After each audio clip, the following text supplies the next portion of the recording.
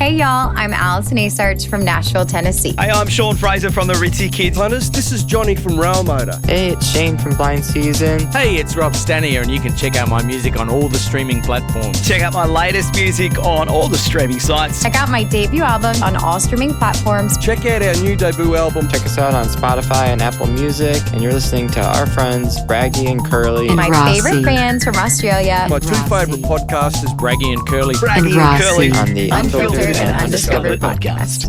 And Rossi. Hey there, everyone. It's Curly here, and welcome to episode 193 of the Unfiltered and Undiscovered podcast. We have got one hell of a show for you tonight because we have been so heavily focused in some of these fresh country music artists that have been coming through that we have gone to the completely, if there was a circle of music influences, we are right on the other side somewhere. So tonight, but I'll hold back on talking a little bit more from that because I need to welcome in my two co-hosts. We've got Braggy in Adelaide, and of course we've got Rossi from the capital city of music here in Australia, Sydney. How are you, boys? We'll start with you, Braggy. What's been happening around the Adelaide? I'm awesome.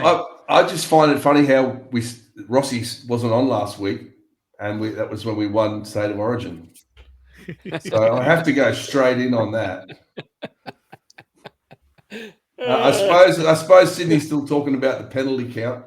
Yeah, it's funny you say we and you live in Adelaide. Yeah, but I become a Queenslander 3 times a year. Yeah. Look, it is State of Origin after all. It is. Well, that's fair call. But I just think that, whenever I see Ashley Klein referring a game, it doesn't matter who it is. I just sit there and think he's a bad judge.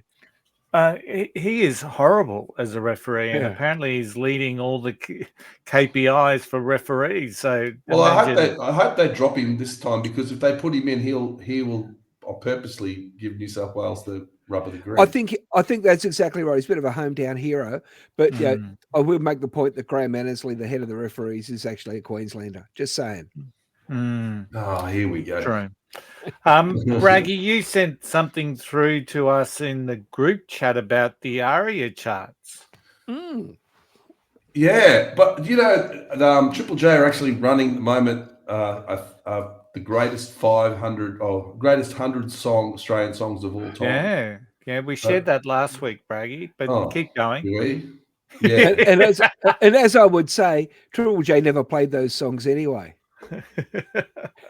Yeah, I think they're shaking up the charts because I don't know what they exactly. I didn't read the whole things they're going to do, but a lot of Australian bands aren't making the charts, so they're going to. It's stuff like Taylor Swift's albums sit around for like 3 years on the charts. It's got like how it's being assessed nowadays. And like the charts used to be sales, then it was radio plays and it's streaming. So there are so many different ways that people consume their music these days that the old ways that they would do charts just aren't relevant, I don't think, Yeah, no, exactly. So from what I can understand, ARIA are now going to have a vintage chart, which is their old chart, and then the current chart is the music's got to be less than 2 years old or something. So I'm not sure how effective that's going to be for new music, to be quite honest, because I can't even remember the last time I looked at an ARIA chart. Are people influenced by the ARIA chart now for their music picks? I think younger people don't even know ARIA exists, to be honest. Yeah, the ARIA Awards are on the television. Who cares, really? When was the last time you watched? I don't think I ever engaged with. None of the people I know have ever really been fated by them. Here and there they have been, but like only well after the fact. People who are current happening performers don't really get identified by them too much, but they'll put on someone like Shepherd. Shepherd, who did that song Geronimo, one of the worst songs of all time, and for a number of reasons I hate them. right? They're still eating out on that song, but aren't Yeah. they? And you know where their money came from, right? I told you the story. Yeah, you have, but share it again. Yeah, their father ran the detention centers on Nauru and sunk a lot of the family money into the head. That's got a bad taste already. So, Braggy, you did mention the Triple J, and it's the the top 100 Australian of any Australian music Songs of of any all time. era. Yeah, because we were talking about that last week in respect of it's going to be interesting to see which how many eras the songs get in the top 10. Yeah, or which eras, Rossi, more so because. Will it be focused? How many Well, the I think 80s? Will we get the 90s? Will we get the noughties, etc., etc.? I think they're going to do it just from listeners writing in, aren't they? They're top. Yeah, they are. The old grumpy old fucks who go, Triple J don't play anything I like. Well, it's a youth network, mate. It's not supposed to be you anymore. Yeah, exactly. Yeah. But so I think the end result, you're right, Bragg. It's all the listeners, but it's going to depend. It's going to be interesting to see where the songs come from, which era. I think so. I'm putting money on Hoodoo Guru's songs. I'm putting money on Powderfinger songs. I'm putting money on Hunters and Collectors. I reckon. Oh, there'll be some new stuff in there, mate. I'm sure there will be. Hilltop Woods will be in there. That's where Leon comes from. Hilltop Woods, the Adelaide boys. Speaking of. Yeah. Well, I'm gonna let you introduce our guest tonight. Well, I don't. We've had guests on before. We've had them live from the UK. We've had them live from the States, but we've never had anyone from Austria. This is a guy. It's a mate. Well, it's a friend of my daughter's, but I count him as a mate of mine. His name's Leon Hohl, better known as Cosmic Sands, or maybe not as better known as Cosmic Sands. Welcome, Leon. How's it going? Hey, thank you. How's it going in Austria? Good. It's interesting. It's summer. Yeah, it's summer. It's nice. I'm just here at a research center in the mountains because I'm working here as a bioacoustician as well. But as you correctly introduced me as Cosmic Sands, that is my my music alias. Yeah. So usually the first question I ask, and I kind of know a little bit of this, but I really like to know more. The first question I usually ask our new guests is, when for you was music? When did it become a thing for you? Like, how young were you? Was it from your parents? When did you first realize, go, oh fuck, music? Yeah, I love that. My first memories of enjoying music was probably in South America, where in Ecuador, where I spent part of my childhood.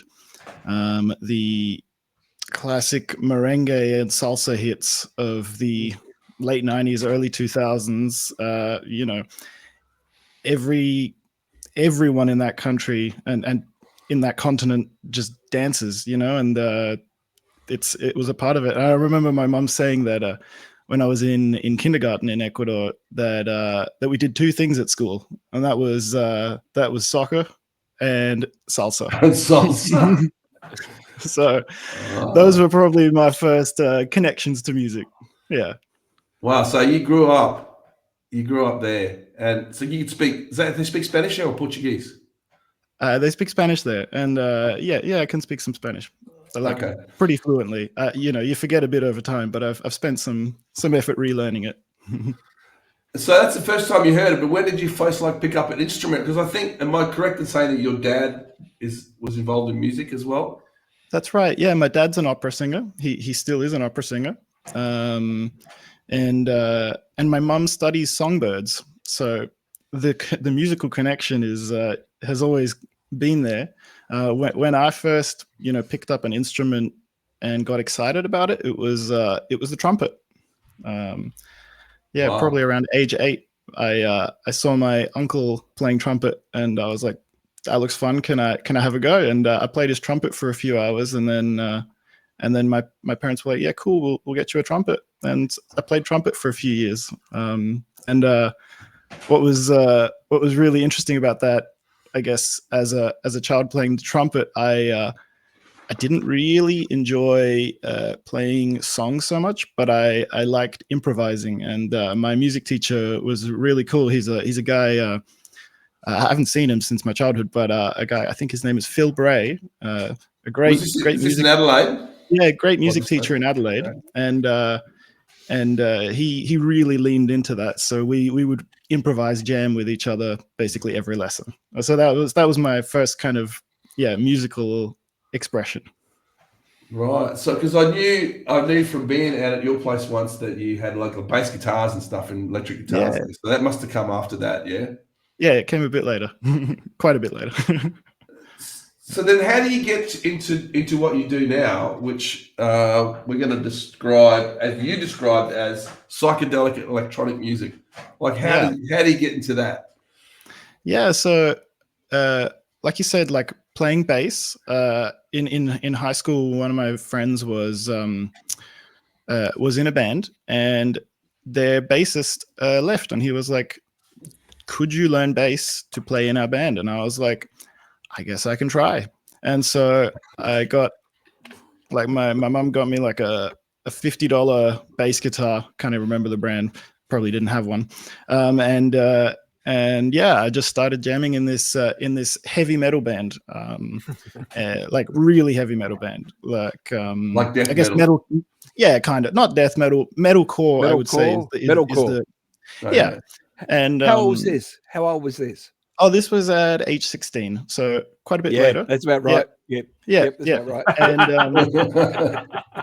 And so from right, so from age 16 to about 23 or so, I was really into metalcore, metal, death metal, hardcore, all of those heavy genres. And what drew me to those, I guess, was just that weight, that feeling. You know, everyone gets into this groove with music, right? And I think that a big part of that is that heaviness, and every genre has this. I think, like if you listen to like Latin rhythms or African drumming or whatever it is, it's got this like boom boom boom. And so for me, metal was that thing at the time. And but then what I realized, so to come back to the psychedelic electronic music, what I realized when I stumbled across some raves in my early 20s was that electronic music hits even harder, for me anyway. And so, I was constantly searching for that heavier sound, and I kind of found it more so in the electronic realm than I did in the metal / instrument realm. Yeah. That's a good point. I see what you're saying. So, I mean, like, you can get lost in any sort of music if that's what you kind of like. You can get lost in. People get lost in classical music. They just go, which is heavy in its own way, guaranteed. Oh, very, very heavy. Yeah, big time. Yeah, I mean, if you're listening to Wagner or something like that, I mean, or like when they get the big cymbal crashes and the big boom, boom, boom, or whatever it is, the emotional strings, like, it gets heavy in different ways. Yeah. So you started going to raves and started hearing those heavy sort of trance beats and sort of lock into that meditation, which, the psychedelic nature of it is that sort of, if you go back, look in the early 60s, sort of like, that whole, pre-Summer of Love, post-Summer of Love sort of psychedelic stuff, the Byrds and Graham Parsons and all that sort of stuff, or, the Grateful Dead for that matter. The psychedelic is, kind of had that, walked hand in hand with a lot of substances and all that sort of stuff. And that early rave scene did have a lot of that in it as well. Sonically, so you said you've worked in being, like in the acoustics field a bit and things like that. And so sonically, what I've listened to is, it's really, like, as the guys will tell you, that every record I listen to, I listen to it first from a sonic point of view. How it sounds is really important to me. And I was listening to your mixes, and I was listening to where, those drums were sitting. So, talk us about your process a bit, I guess. Like, how do you sort of build up your pieces? What do you use? How does that work for you? Yeah, so I think the pieces come from the inspiration of my lived experiences on dance floors. Like like you said, getting into a trance, finding a groove. And then I think, wow, that song had a moment that was genius. That was like, that really hit me. And so that's oftentimes where I start my inspiration from that lived experience, and then going into the studio, my humble MIDI keyboard and headphones. Coming into that realm, what I like to, I guess, sometimes I don't come into it with so much intention. I just try and build up a few chords on my keyboard and see if I can find an emotional pull, and then usually I will then start to program the drums and the bass, because I kind of want to get a feel for how the song is going to move. And then oftentimes I will find like this maybe 1 to 3 minute kind of beat / idea that I will let sit for a while. And so often my songs are not compiled immediately. They're journeys that take me through months and years. And so a lot of the songs that you've probably heard have been experiences that have spanned over a period of time rather than in one go. Sometimes it does all flow out at once, which I'm really grateful for when it does. But oftentimes I need to let it sit and digest. From your stuff, I get and I've listened to some other stuff as well, because I thought, but your stuff, I seem to get more of a sense of it, of outdoor, of nature. I don't. Is that? You know what I'm saying? I get this. I don't know. Something about the sound seems to be more. I'm with you. That's because of what you do with you work with your mum at the moment in Austria, on birds. You're outdoors a lot with your work, so I just get that. Yeah, I know. Well, the organic nature of it is what you. Yeah. So what I'm trying to say is, you just said before, it's like an emotional thing. Sometimes you get inspiration from, but surely you must get some inspiration from the landscape. Yeah, I think what it comes from more than it does from my work in bioacoustics is actually the experiences on the dance floor again. A lot of the raves and the bushdoofs, as they are in Australia, they are out in the bush. They are outside, and so I think I do enjoy making music that is meant to be. I guess experience within nature, and so that probably comes across that way. And I guess substances will enhance that as well. They can, but but they don't have to. No, exactly. They don't have to, It's up to you to find your own flow. Yeah. But I think the sonic palette of electronic, because of the nature of digital recording, you can get down as low as 20 hertz, 25 hertz to get those mechanical feedback, sort of acoustics moving all the way through that spectrum there. It's really like you've got a fairly broad sonic palette to work with, right? Yeah, I'm with you. And you can even go lower than that. You just might not be able to hear it, but you can feel it. That's right. I love it. I love it. But that is where you get into the territory of as a mix engineer, where things get really challenging because you're basically just going on what you can see, usually on the meters. Flying on the meters. Yeah, I know. Exactly. And that's always a risk, isn't it? Yeah, it is. But I'm really grateful to be living in a time where we've got such good sound systems and constantly exploring new realms of sonic possibilities, which is super cool.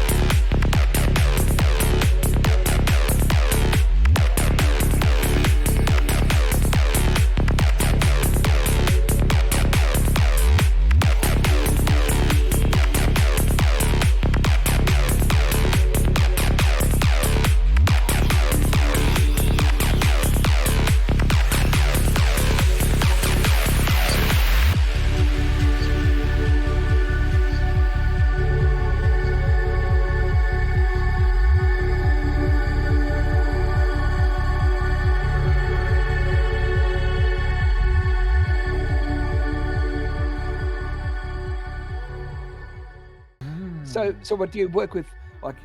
Like you've got a DAW. Do you use something like Ableton as part of your tool set? Yeah. Yeah, that's right. So I make music in Ableton. I find the workflow of Ableton really nice for electronic music production. Very much. So, yeah, and then I mix and master songs on Reaper, which I'm a Reaper guy. I love Reaper. It's just so good. It is so good. Yeah. So and I highly recommend that to any aspiring audio engineers, because not only does it do everything that all of the high-end DAWs do, it is also customizable. It is open access, and it is $60 for small studio use for perpetual license. So it is incredible. It does something that the $1,000 DAWs do for $60. So I highly recommend it to anyone serious about music production. I spend hours in front of Reaper every week. It is fantastic, and all the other tools back into it. Yeah, you can just get your VSTs, any of your plugins, just throw them in Reaper. There's hardly anything I've found Reaper can't do. And when someone hears the record, they don't know it was done on Reaper. They don't know it wasn't done on Pro Tools. There's a lot of Pro Tools snobs, but Reaper, love it. And the community's fantastic, isn't it? Yeah, hugely. It is amazing. Yeah. It's gone too technical for me, Curly. I dig this stuff. I get it. Like I love it. You know, as much like I'm a rock and roll guy. I really, really am. But my family, I get in trouble off my family for my exposure when I expose them to electronica. As a young man, I remember hearing very early Kraftwerk, and I was just like captivated by it. You know, it's cool stuff. Yeah, those guys were so clever, man. Like early Moogs. Like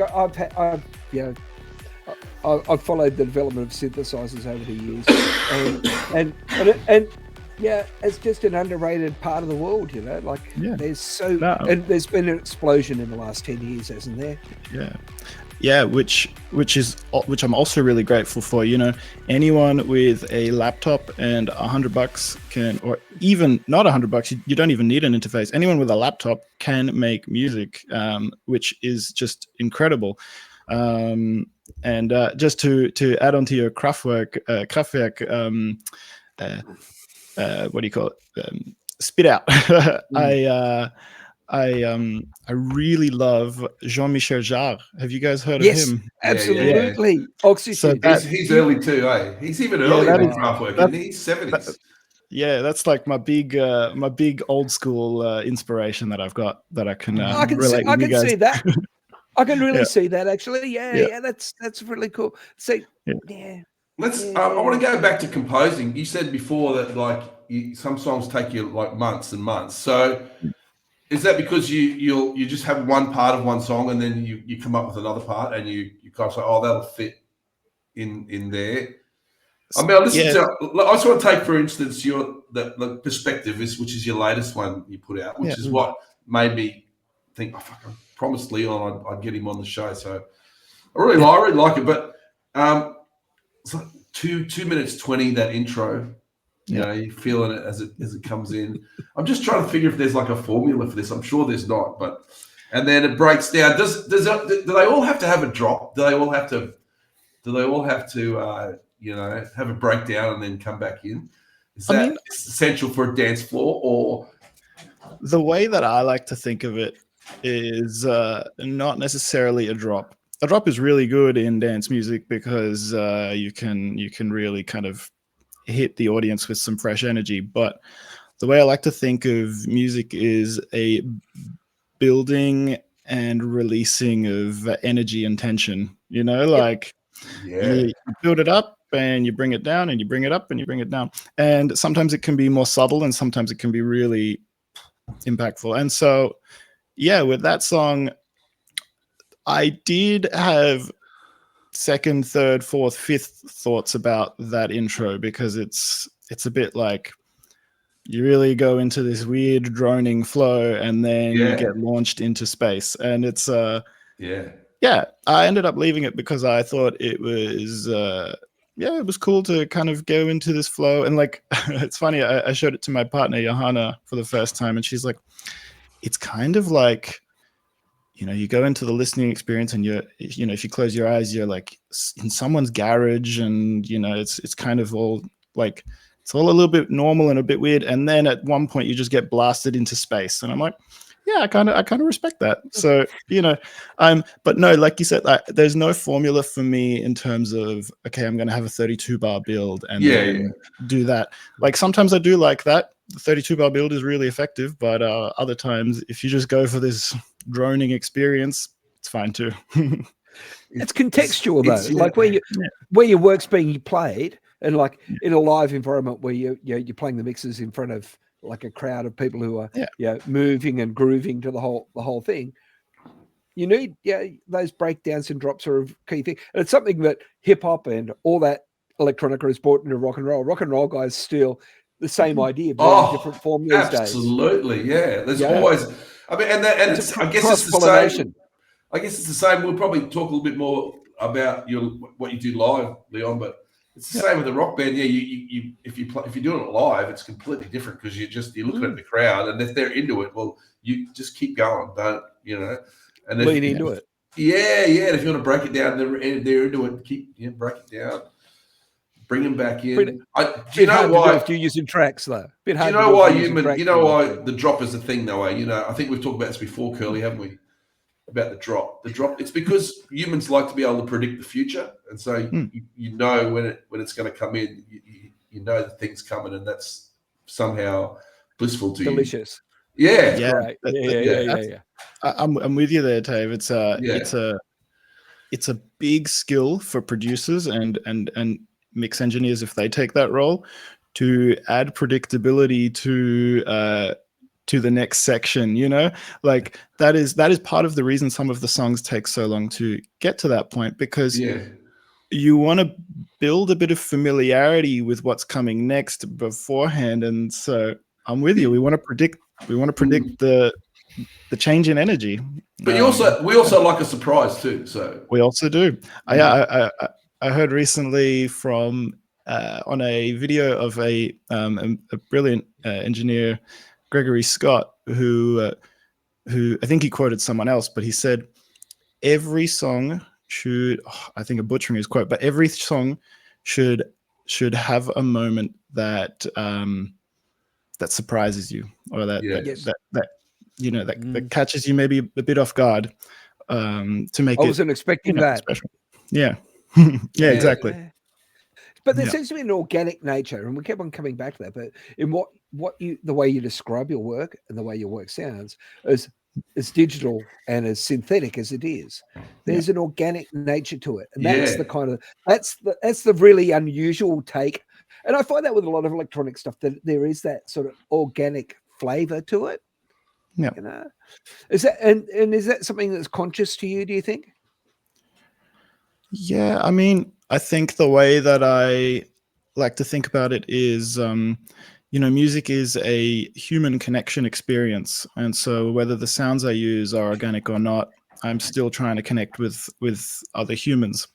And so maybe it's the certain emotional chord progression or the rhythm of the kick and the bass that connects.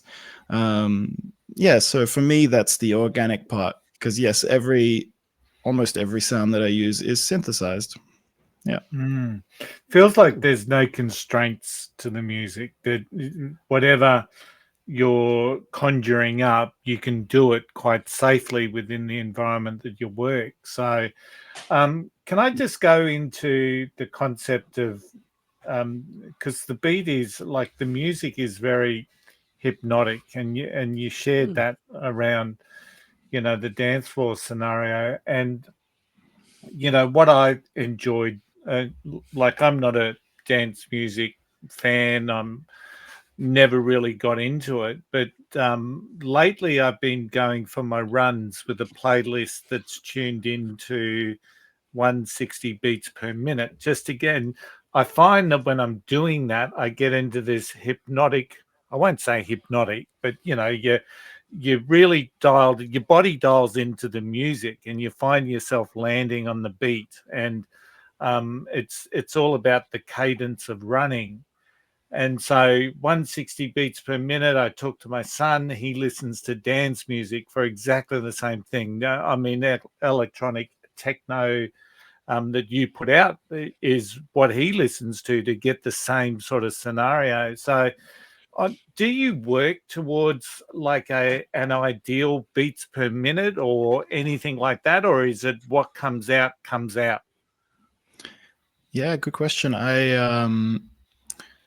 The genre that I work with a lot is, like you guys said, like trance often is around 140 beats per minute. And for me, that has been a good starting point. And I don't venture too far away from it most of the time. I did release a song that was, I think, 200 beats per minute called Comic Sans. And that was very fun to make because it just brought a whole different energy to it. So it is something that I want to explore a bit more. But 140 for me is that I can get that kind of pulsating rhythm that I'm really happy with most of the time.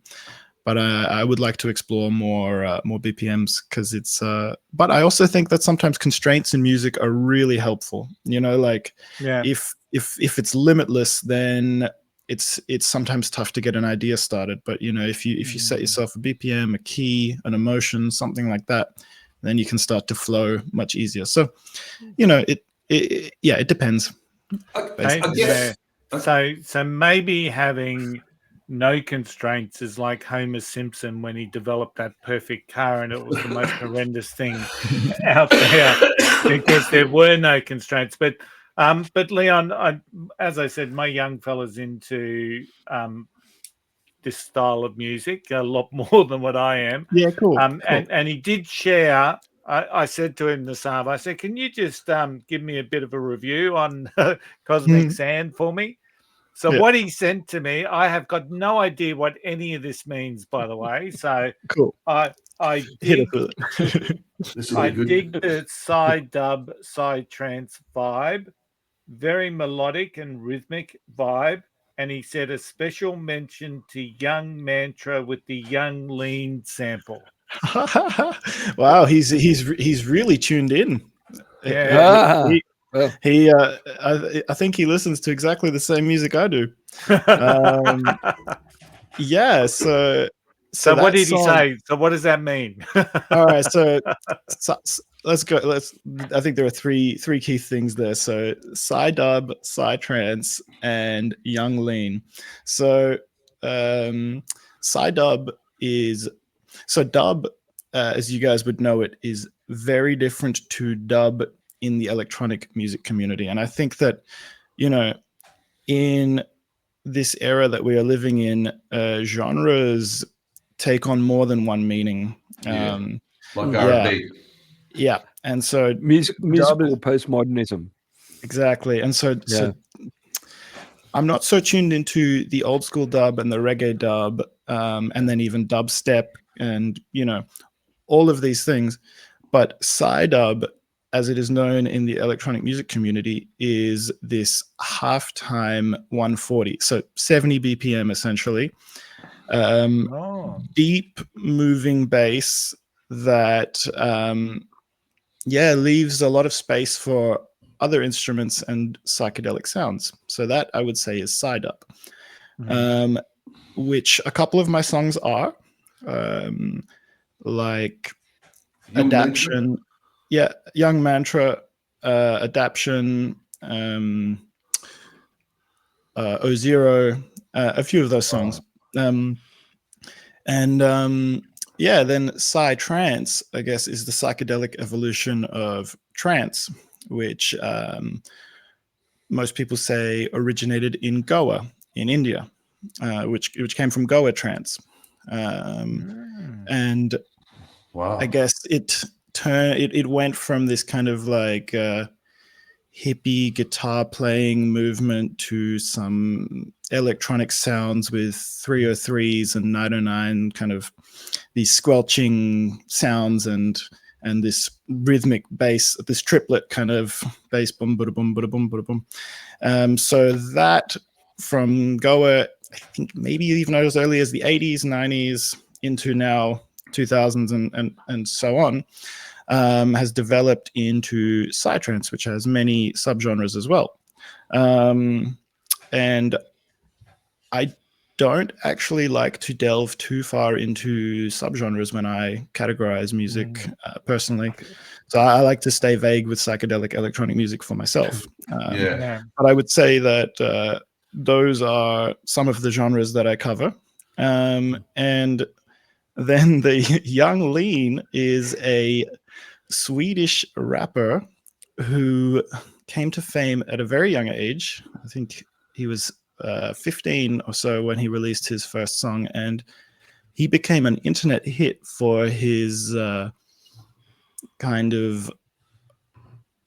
his obscure lyricism, fascination of Asian pop culture, and these kinds of things. And he rapped in English, and so basically him and his crew, the Sad Boys, they make this kind of dreamy, strange rap music that has come very much into the mainstream now. So they were the pioneers of it in, like, I want to say 2016, something like that. And so that particular song, Young Mantra, Old Faith, was me exploring psy-dub, and then having this track that felt empty.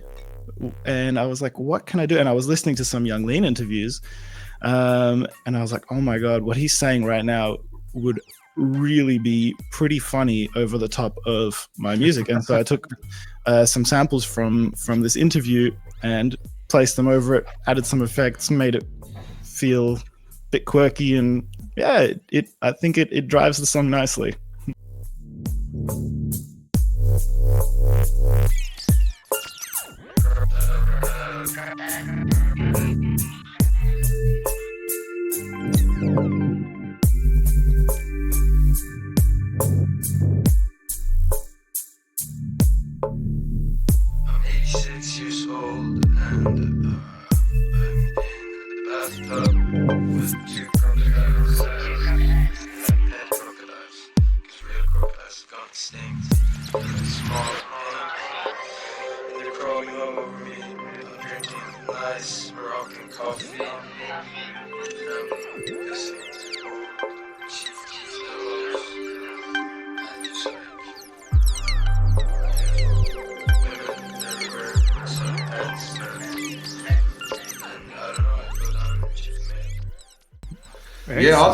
I like that track. It's got a real First Nations vibe to it.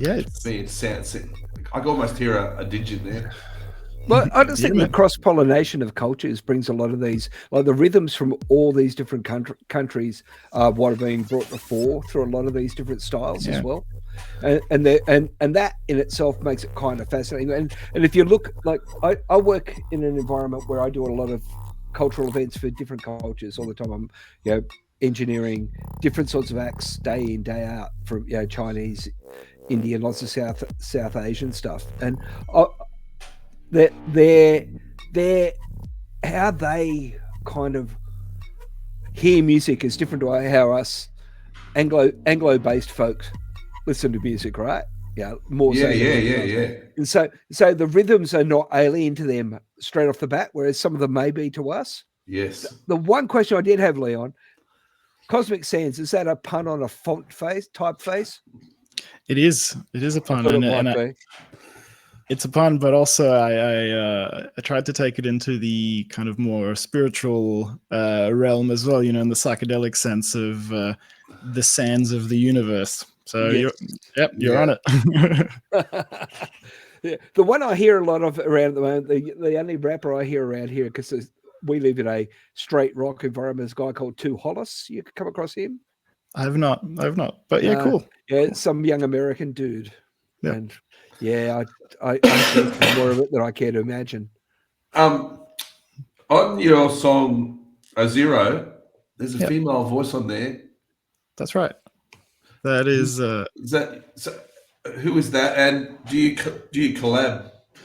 Yeah. I love collaboration.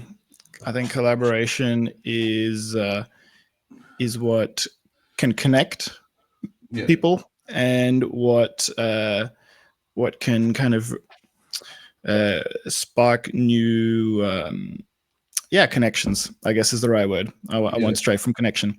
And that song was made with my sister, who now also has an electronic music production alias with her partner, Matt, called Entangled. And we still collaborate from time to time. So a few of the songs that are on my catalog are collaborations with them.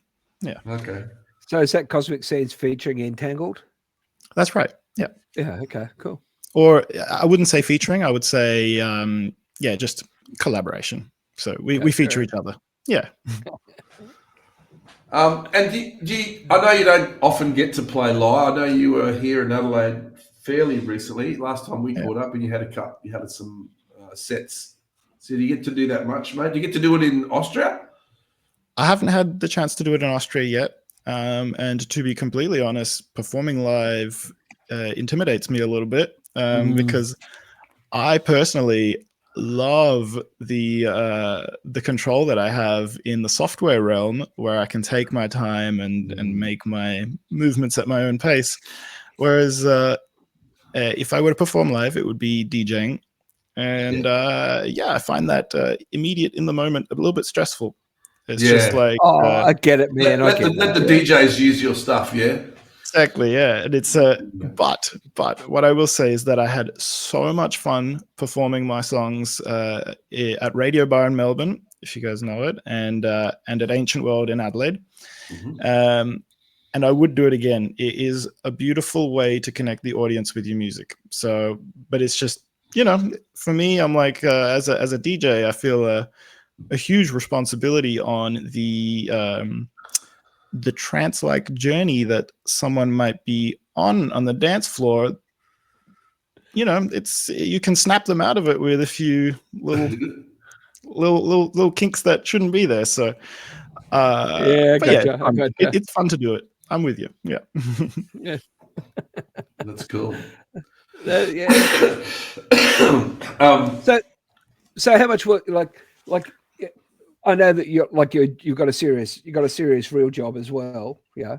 But do you spend how much of your time, like even in Austria, are you doing much work over there, getting tracks down? You're recording, you're working on new stuff at the moment over there. Yeah, so I'm working on a couple of songs, but I would say that my main focus lately has been on building up my sound engineering business. Because my real passion is actually mixing and mastering.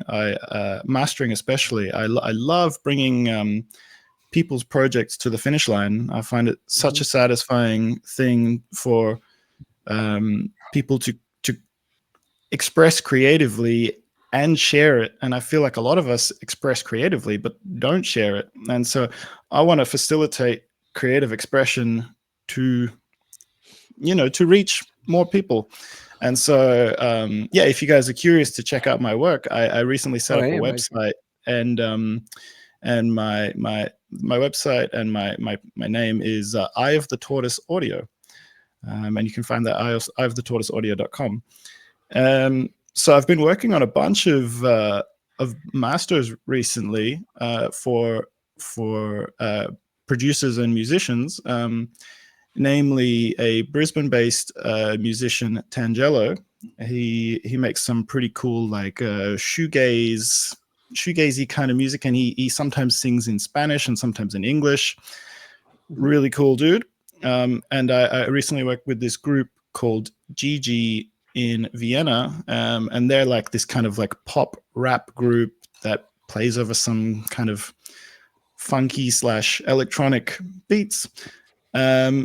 And my good friend Scott, who's now living in Denmark, he goes by the alias of Scoot. He will have his EP Solstice released next week.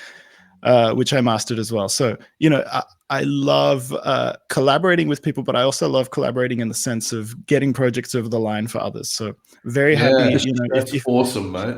If anyone is tuning in, if anyone's tuning in and wants like any mix feedback or wants, just wants to share or collaborate, feel free to reach out. And the genre doesn't matter, huh? No, exactly. There's the diversity of music experience should be celebrated. Yeah. But the sheen that a good mastering job brings out of a record, like you hear a final mix and you set it off to be mastered. When it comes back, you just go, "What the fuck happened there? Jeez, it sounds good." Like a good mastering job can be mind blowing, mate. Yeah, absolutely. No, seriously, it's massive skill. It really is a very tricky artistic thing to pull off. It's very hard to do. I couldn't do it. Especially if you get a shit mix. So if it can't be fixed in the mix, they need to fix it in the mastering, and that's fucking pressure. Well, you know what? And I think a bunch of mastering engineers might agree with me. I actually enjoy getting mixes that are a little bit challenging to master. Challenging is good. Because another word. Because then the mastering job can really make a difference. Like it's quite tough to get a mix that's 99% of the way there and then push it that last 1%. That's tough because the way that mixes hit limiters these days, it squashes the sound and it can take away from the original intention. And you as the mastering engineer pushing it into that limiter, you don't want to kill the song. And if the song is already freaking good, you better take care. Like a lot of young engineers will compress fucking everything. Everything is compressed, and by the time you got it, they're slamming it up against the wall. And where have you got to go? Nowhere. You have to take it back down and try and find some space. That's cool, though. I love that. I completely dig what you're doing there. I really enjoy that, and it just makes so much more sense about how sonically I was listening to your mastered tracks and going, okay, that sounds good. It was very. I was hearing that, so that explains so much to me. Yeah. Rossi's had a month of twangy guitars and country. So I knew he'd enjoy this. Just the nature of audio as a science, and it really is a science, right? And there's so many variables, and we will never be able to control all of them, and that's what makes it exciting. But it's also, I guess, you got to liaise with the artist as well, what they want to hear. No, fuck that.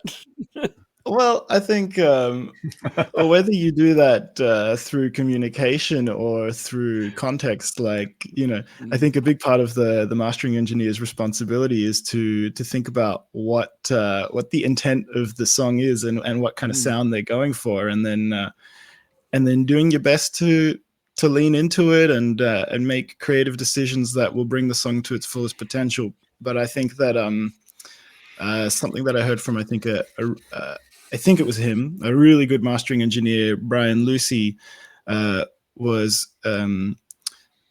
saying that it's pretty easy these days to make. Firstly, I think it's there's two parts to it. It's pretty easy to make perfect music these days. We've got great software, we've got great time alignment, we've got everything that can make it perfect, but also achieving perfection in the master, in the mix, not possible. There's subjectiveness to it. But what Brian Lucy was saying, the most important part in the mastering stage for him is to bring out that human element. How will it connect to other humans? And so I really love to take that into my own work as well, letting go of this idea of, okay, I'm going to make it sound as good as this guy, or how do I bring it to that? No, just try and make it beautiful, try and make it connecting, and that's the approach that I like to try and take with my mixing and mastering. It's such a crazy art form, isn't it? Like someone starts out here, say me, I start out with an idea with the song. So you've got to have a good song and some good lyrics, and then the people that play the instruments, they got to be good. If you can get good musicians to play it really well with feel, and then it's got to be. Then you got the guy that's recording it, and and that's so much talent there to have the right mics in the right spot to get the sound, and then a mixer all the way through, then the mixer, and then the master. It's like, what an art form that you have to so many variables. So many variables. Well, I love that my old mate Greg Clark used to say, if they didn't want them to flash, they wouldn't have put red lights on there. That's such a punk. That's such a punk thing. He was a heavy metal guy. He was a heavy metal guy. Oh dear. Well, I'm fascinated about the journey because we started with salsa, we moved into trumpet, you then started playing bass with some death metal, and now you're doing. Don't forget opera. Opera's in there, and it's just bioacoustics as well. Okay, so obviously I've missed some more. So, but it's just such a fascinating journey to get to where you are now, and then you're doing mixing and mastering and all that sort of stuff on top of that. I think it's a fantastic story. Have we taken you away from your work today, Leon? What's your day like? What's your day involve? My day today is I'm going to go play some tennis after this. It's a pretty good day. I've been so excited to chat about music with people. I feel like sometimes you don't always encounter the crowd, so I'm very, very happy to be here chatting. It's cool. That's fantastic. That's really cool. Look, so you mentioned G. Michael Jarre, and I know you're aware of Kraftwerk, but all throughout pop, there's elements of electronica that have come and weaved into the conscious and in and out over periods of time. Like an act for me, an act like Devo and their use of electronic, which is Mark Mothersbaugh. Do you know? And Mark's Mothersbaugh, his work's genius as well. There are so many massively brilliant guys who've worked in those fields, and it's had just the. I don't know, even bands like White Zombie or Rob Zombie's Act or Rammstein, all those metal bands have got those electronic underpinning, 9 Inch Nails, all that sort of stuff. Even the Who, mate. The Who. Pete Townsend did it. Well, Pete had a very early Moog, one of the very, very early ones. On the and spent a fucking fortune on it, right? Yeah. But it's like. I know a lot of people say that it's soulless, but sure, you're if you're working with MIDI and you can lock into a time signature and you know that you can time align stuff really well, and if you're doing your BPM, you can quantize it, you can lock it in, and it's great. But it doesn't make it not organic, though. No, doesn't make it not feel. Yeah. You just gotta find different ways to connect with the audience, and it also depends on what you interpret your audience to be. Oftentimes people make music for themselves, so you got to make it enjoyable for yourself. I think that's something that I heard from an Adelaide musician, Will Lee. He said, if you're not making music for yourself, why are you making it at all? And if you don't like your songs, who else is going to like it, right? Yeah. So write do you quantize your stuff? stuff? Stick it out there. Yeah. Do you quantize your stuff when you play, or do you sometimes play, or you play analog in as well? What do you do? I have used analog synthesizers, and some of the songs do feature a Korg mini log, but I did not bring that with me when I moved to Austria. So it's with with a good friend of mine in Australia, who's taking care of it. But as much as I enjoyed playing that, I just prefer the workflow of digital. It just suits me better. Yeah, that's fair. Okay. Yeah. Awesome. Yeah, fascinating. Why am I thinking Gary Newman and Cars? Because you started in the 80s. Because it was released in the 80s. 1986, Curly. That's why you're thinking of Gary Newman. But yeah, you're right, mate. Yeah, 79, I think, was Gary Newman. Okay. He was, Well, you know that Gary Newman stuff, like Our Friends Electric and all that. That was all written on the guitar. So if you actually transpose those songs to the guitar, they're just power chords. Like Our Friends Electric is like a 1 5 1 5 down 2 steps down 1 5, and the da da da da is just a desuspended fourth chord arpeggiated. That's all it is. Gary Newman is just guitar. Yeah. See, I mean, and you know, when I'm the first thing exposure for me to that sort of stuff is New Order and those bands that came out of Manchester. Lean drum computers, mate. That's my first sort of thing with it in the discos. Did you see Behringer have knocked off the Lean drum computer these days? They've just released a knockoff of the Lean drum computer. Me? Sorry, no, I have not seen, but I mean, Behringer, an interesting one. Hey, like they make a lot of very affordable gear. Some of it is trash, but some of it has actually gotten really, really good. I know that their recording interface, their budget one, has won mic preamp shootouts against really good interfaces.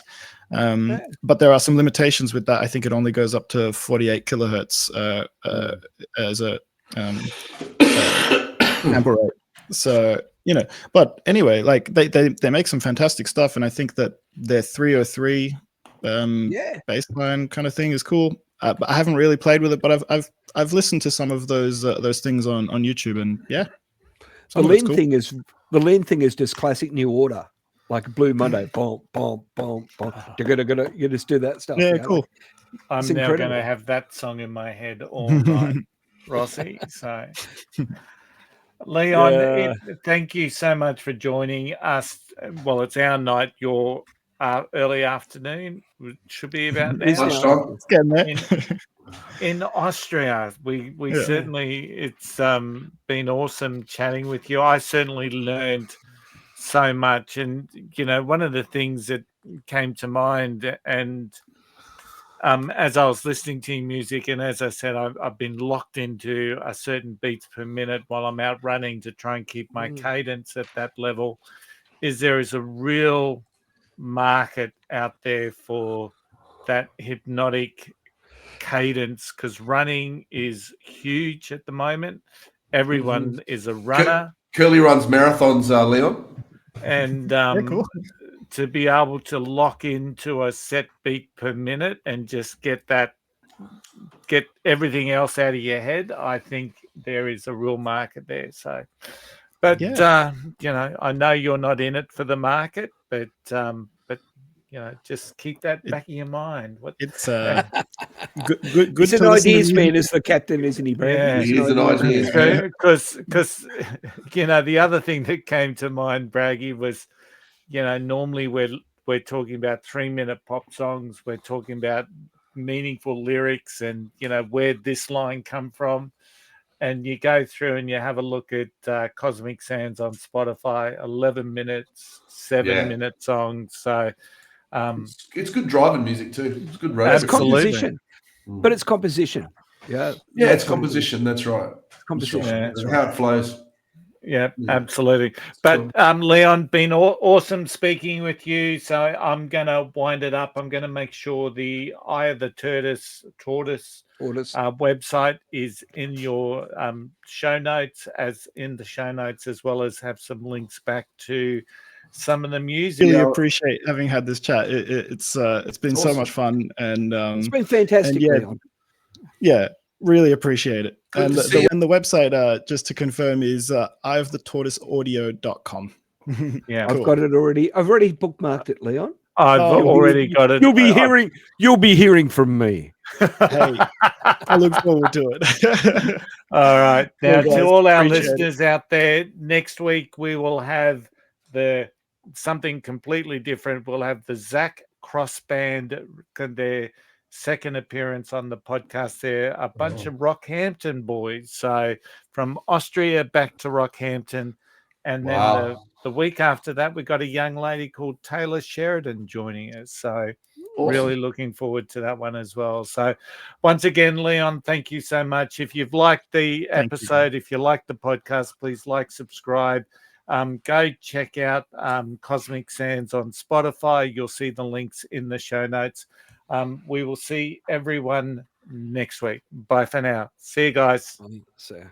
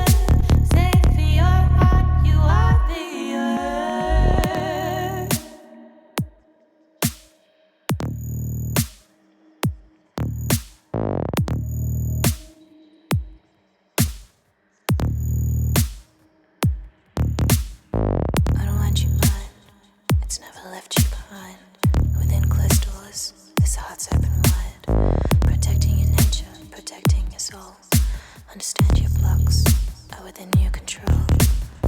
Love your mind, see the beauty in its disguise. Feeling so restricted, yet what is kind.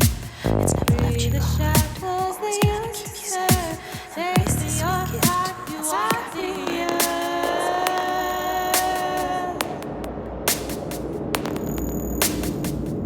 I am free from the shadows that used to serve. Safe in my blood.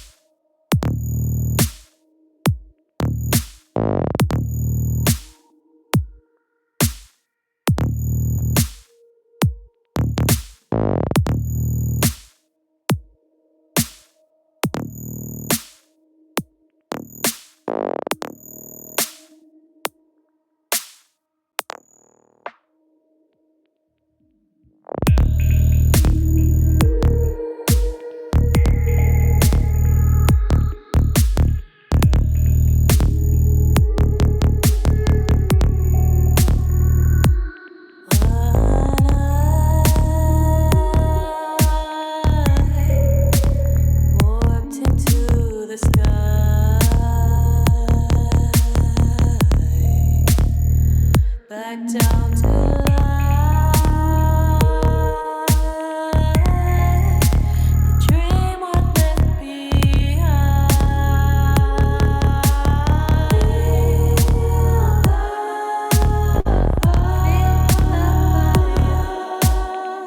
Ignite desire.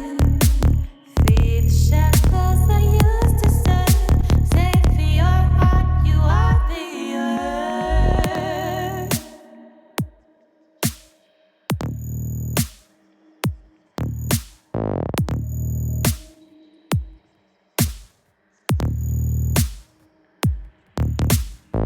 I don't want you mine, it's never left you behind. Within closed doors, this heart's open wide. Protecting your nature, protecting your soul. Understand your blocks are within your control. Love your mind, see the beauty in its disguise. Feeling so restricted, yet all it is kind. It's never left you behind, always gonna keep you safe. Embrace this sweet gift, outside the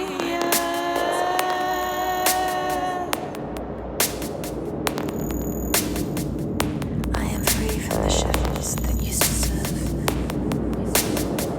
Safe in my blood, I am the earth.